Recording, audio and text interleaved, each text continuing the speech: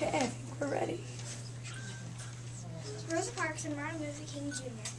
The Montgomery Bus Boycott. Act 1, Scene 1. December 1st, 1955, inside the city west of Montgomery, Alabama. Although slavery was declared illegal in the United States in 1863, many southern states put the Jim Crow laws into effect. These laws kept black and white populations separate. The two races used different water fountains and restrooms. They entered movie theaters by different doors. Inside, they sat in different sections. Under the Jim Crow laws, separate didn't mean equal. On public buses, African Americans were only allowed to sit in the very back of the bus. Whenever there weren't enough seats in the white section, black people seated closest to the white section were expected to give up their seats.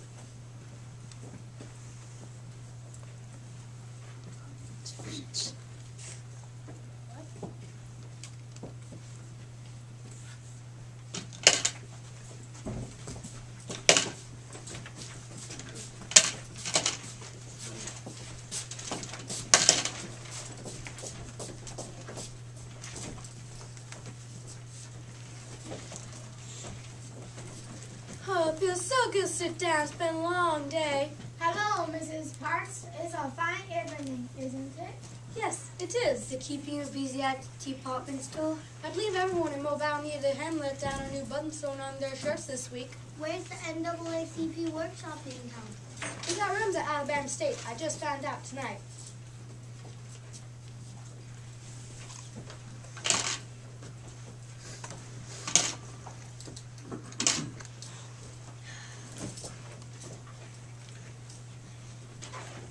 You gotta give me those front seats. Y'all better make it loud on yourselves and give me those front seats.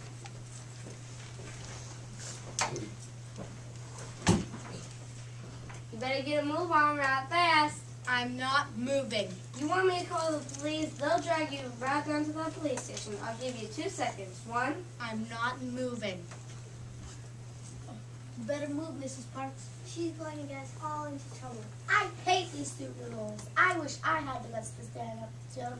Don't you move, Rosa. You stay right where you are. Hey, you all call the police. I got a black woman in here who won't give up her seat. Look, you know the rules. Why don't you just get up and go to the back? You'll be home before you know it. I'll make her get up.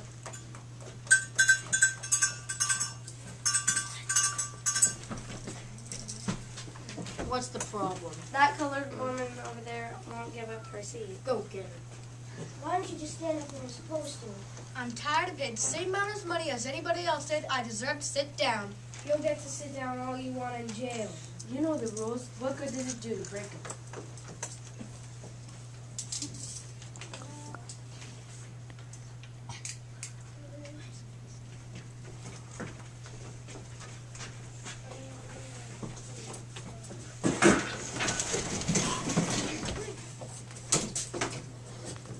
Act 2, Scene 1. The mobile police station.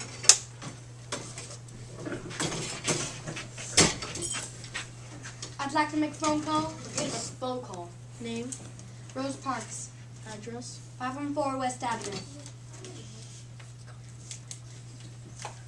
Please stand over there. We have to take some mug shots and fingerprints.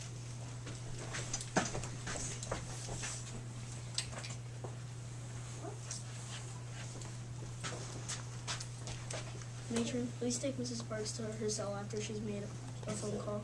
Come on, you're not gonna let her make a call?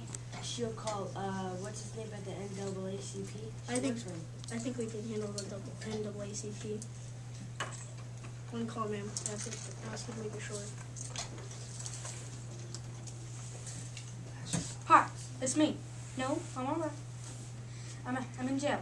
No, I'm alright. They haven't hurt me. Just come and get me as fast as you can.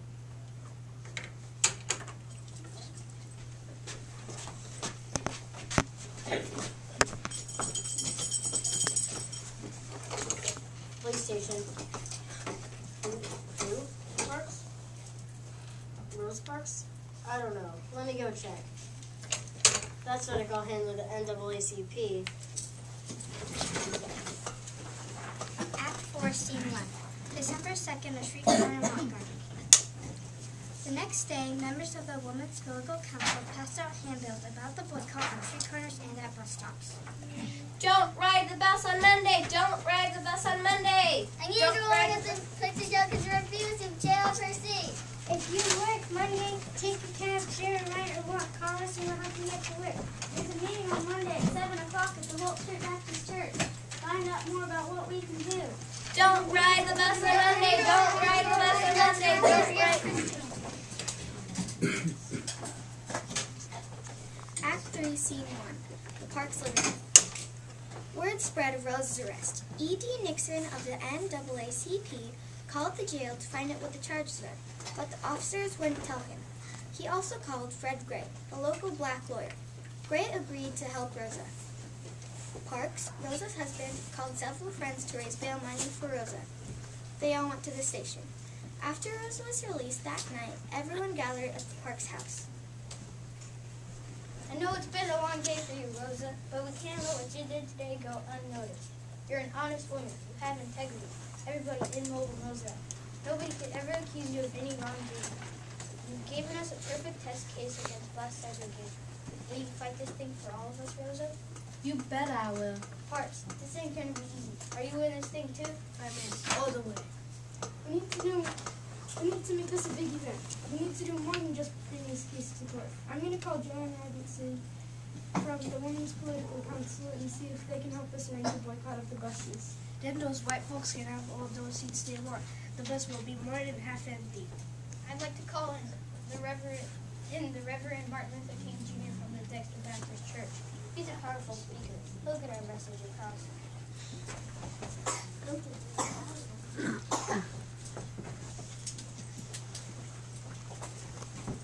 It looks like you started something. They're right. It's not going to be easy. It's going to be easier than always going to have to give up your seat. Scene 2, December 5th, 1955. The Whole Street Baptist Church. On Monday, December 5th, 1955, the buses in Montgomery, Alabama were empty. People who had cars gave rides to those who had no transportation. Many people walked. That night, the Whole Street Baptist Church was packed full of people who wanted to hear more about the boycott. Martin Luther King Jr., the leader of the newly founded Montgomery Improvement Association, MIA, led the discussion.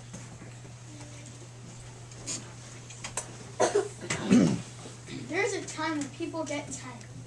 We're all here this evening to say that we are tired of being kicked about.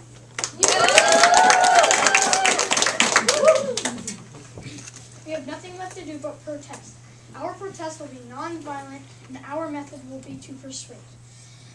We must remember what the Bible says: love our enemies and bless them that curse you, and pray for them that despitefully use you. We must not become bitter and become hating all white people. I believe today's boycott was successful, but we need to decide whether or not we want it to continue. Please stand if you want it to keep it going.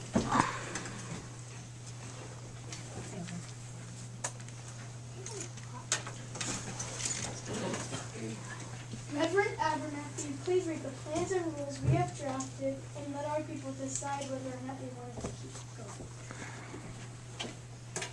Here are the conditions that must be met to end the boycott. Number 1, all Negroes must receive polite treatment from the bus drivers. Number 2, all passengers must be seated on a first-come, first-served basis.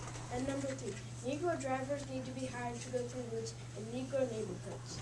All who agree with these conditions, please stand. Now, with a show of gratitude to Mrs. Rosa Parks.